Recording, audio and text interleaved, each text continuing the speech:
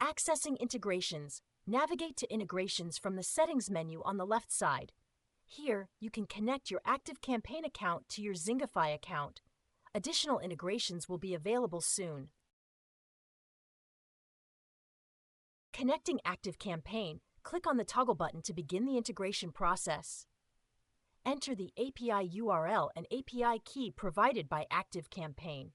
Click on the Learn More button to view detailed step-by-step instructions on integrating ActiveCampaign with Zingify.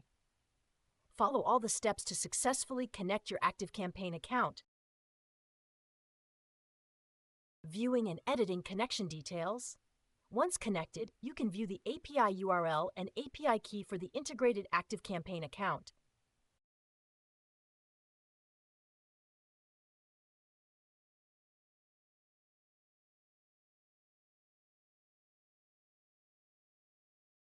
To switch to a different ActiveCampaign account, click Edit and update the details.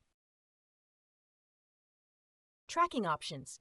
Use the toggle switches to enable or disable tracking for the following events based on your preferences: new sign-up, new referral, new support request, new purchase.